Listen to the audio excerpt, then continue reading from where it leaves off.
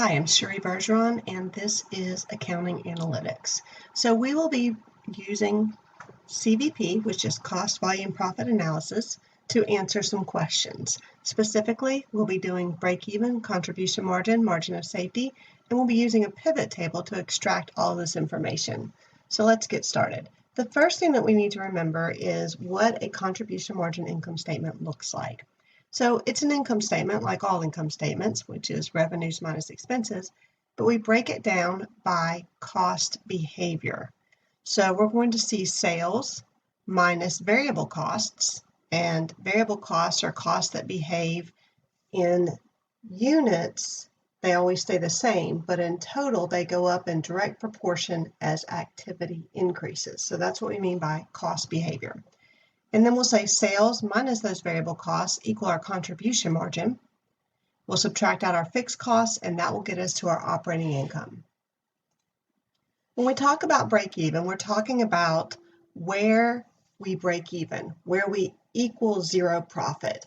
So we can ask about it in how many units do we need to sell to break even? That's break even in sales units. Or how many sales dollars do we need to break even? That is, how much in sales dollars do we need in order to make zero profit? And again, the break-even point is just where our revenues equal our costs. So we'll need to remember our formulas for break-even. The first one is break-even in units, and fixed cost is the numerator, and we divide that by contribution margin. You remember from the contribution margin income statement, the contribution margin is simply unit sales minus unit variable costs. If you are asked for it in dollars, break even in sales dollars, it's the same formula, but your denominator is contribution margin ratio. Contribution margin ratio is just contribution margin divided by sales. The margin of safety is helpful because it indicates the possible decrease in sales that could occur before an operating loss results. And we can express this in dollars of sales, units of sales, or percent of current sales. The formula I have in front of you is the percent of current sales. But if you just want margin of safety in dollars, then you would just do the sales minus the sales at break-even point. In other words, your actual sales minus what the break-even sales would be gives you your margin of safety. Another helpful formula is target profit. So instead of figuring out how many we need to sell to break even, we can figure out how many we need to sell to make a target profit. All right, so let's get started. Our problem looks like this. Company A is planning to open a manufacturing facility that will produce one product. The company is analyzing 40 different products in terms of costs and break-even points to determine which one to select. And so we have an Excel sheet, and we'll be doing pivot table and answering questions on each. The next slide will show some of these questions. So we'll be asked, what is the highest break-even point among all the brown products? What is the lowest unit contribution margin among the following 6 products? So we will select those products and look at those. What is the margin of safety? And how many additional units of product 148 must be sold beyond its break-even point to achieve a target profit of $33,320, and so on and so forth. All right, let's get started. I'll open my spreadsheet. And I can see that they're asking me to calculate break-even in units. So I'll do that first. I remember that break-even formula is equals, and then we'll do fixed costs divided by, and then we'll open up parentheses, unit sales price minus unit variable price, close parentheses. And that will give me my break-even point in units. So the only thing different about break-even in sales dollars, and this is sales dollars, is instead of being fixed costs divided by contribution margin, we're going to be doing fixed costs divided by contribution margin ratio. All right, so let's see what that looks like. Fixed costs divided by, and then we need to get to our contribution margin ratio. So to do that, we'll just say sales price minus variable cost divided by sales price. That gets us to that ratio, and we can see that it's $5. I like to do a does it make sense? So I'm going to make sure this makes sense. And the way that I'm going to do that is I'm going to say, does break even in units, that's 1650, times my sales price, does that get me to my break even in sales? I can see that it doesn't, and I know why. It's because I forgot to put in the extra parentheses here that tells it to do my order of operations. And so now that makes sense. So I want to leave these things in here because they're common mistakes, and I want you to see how to check yourself at each point. The other way that we would have checked ourselves is Cengage asks us to put this in. So 1650 is this one, and this one was 503,250, and we would have seen that that was the answers that we were looking for. All right, let's keep going. It then asks us to copy this down. So I'm going to get the copy handle and I'm going to drag it down to drag that formula all the way down to the bottom.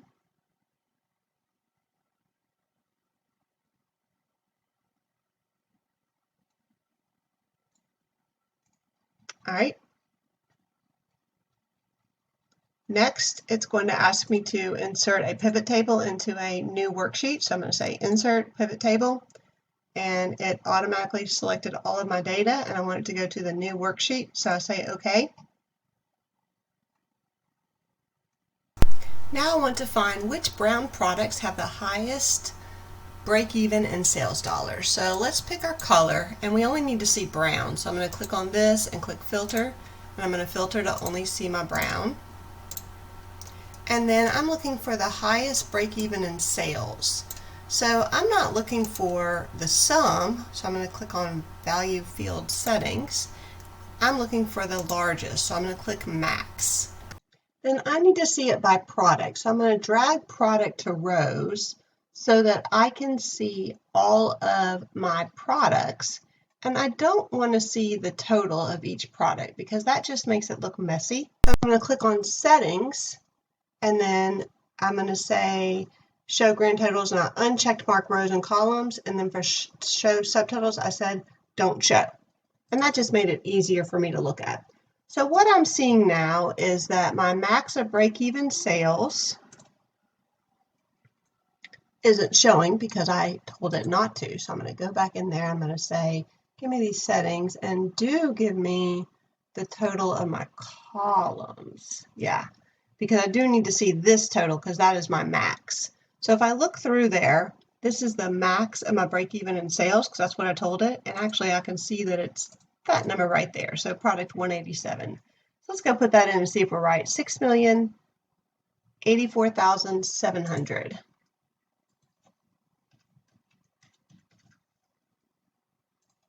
All right, so that is the highest break-even point in sales dollars among all of the brown products. So number 2 says, what is the lowest unit contribution margin among the following 6 products? We need product 1, 14, 15, 17, 2, and 53.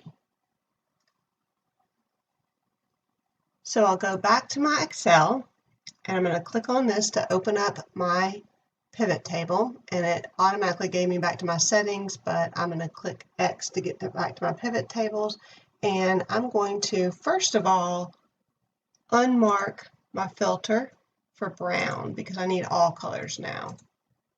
So select all, okay. Now I'm going to drag these over here so I can start over with my new question. All right, so I need product, and I only need a certain few, so I'm going to go ahead and search for those first. I will unselect them, and then I will go through and I will find the ones that I'm asked for, which are 1, 14, 15, 17, 2, and 53. All right, once I select those, I just see the products that I needed, and I'm looking for the lowest unit contribution margin. So what do I need in order to find contribution margin? Well, I need my unit sales price, and I need my unit variable cost. And from that, I can get my unit contribution margin. So contribution margin is equal to sales price minus variable cost. So then I can copy that and find that. and I am looking for my lowest unit contribution margin among those items. So I could just do a min here. In fact, I think I will. Min, and then I'll be doing D4 to D8, and it was 38. So 38 is product 15. So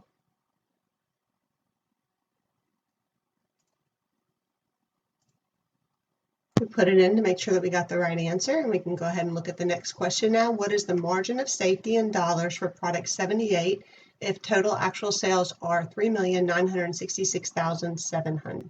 So I want to just clear this because we need the space, and I will uncheck mark my products because I'm looking for just product 78. Just product 78 this time.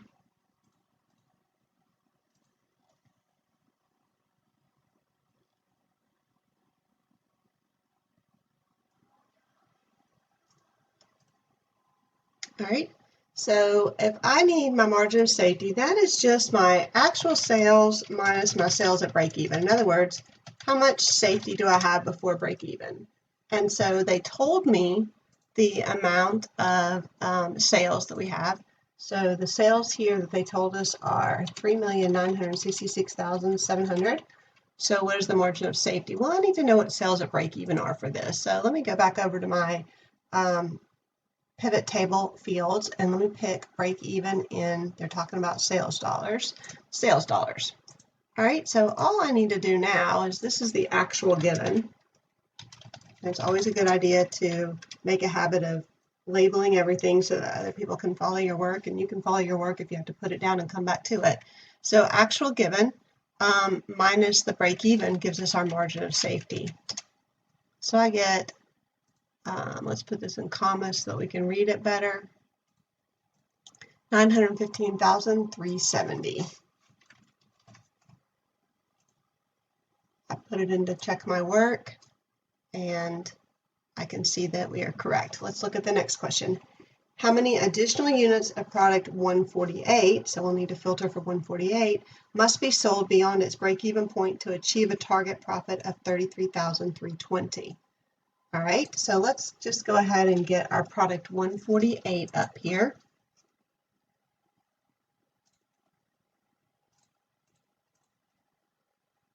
Looking for 148.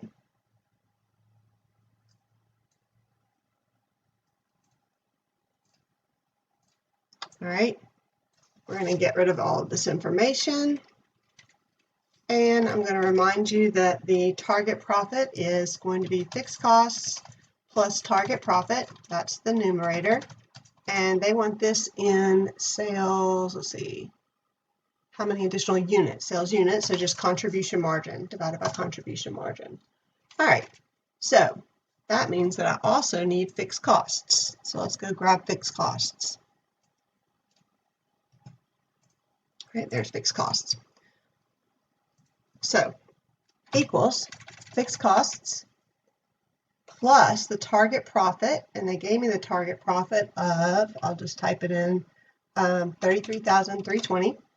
I'm going to put this in parentheses because this is the numerator.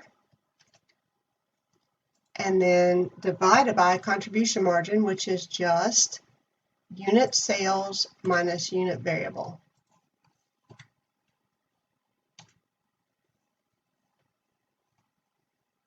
All right, I'm going to put this in parentheses. That looks better. All right, so that is telling me that I need to sell 5,030,000 units to make a target profit of 33,320.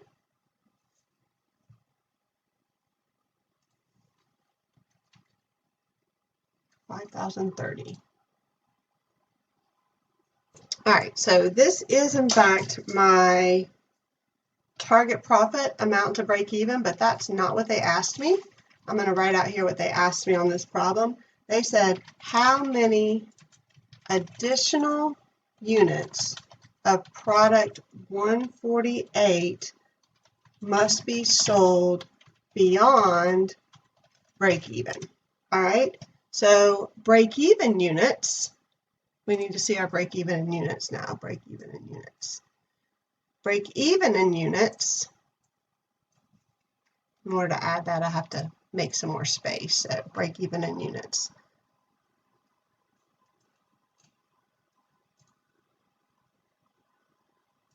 Is $43.50. So how much beyond that do we need to sell in order to make that target profit? So let's just put in that target profit again.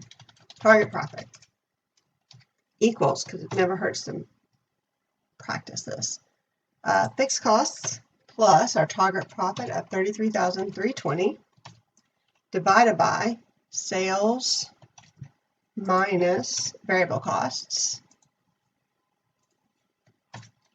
All right, that's my target profit. So how many additional over break even did I need to sell? Well, $43.50 minus $50.30, so I needed to sell $680 in addition. So I put it in and I get the right answer. So we had to compare our target profit to our break even to find out how many more we would need to sell. All right, the last question. Company A performed its analysis and narrowed the choices down to 4 products. Okay, we want to sell either 50, 91, 131, or 58. And we want to know which one, based on profitability only, should the company manufacture. So first, we're just going to go in here and we're going to pick the products that we need. So we're only going to be looking at the products that they asked us to analyze. All right, and that was product 50.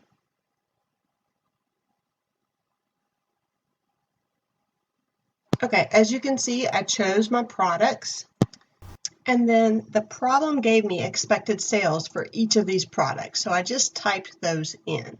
So what I'm going to do next is to calculate the, using the expected sales units times my expected sales price, and that's going to give me my total sales. Okay, so expected sales in units times the sales price is my total sales. I'm going to copy that down for each of these items. And then if I compare that to the break even, sales and break even, the highest one is going to be the one that's going to give me the highest profit. So it looks like product 91 is this amount over break even in sales. So that is my highest profit. So product 91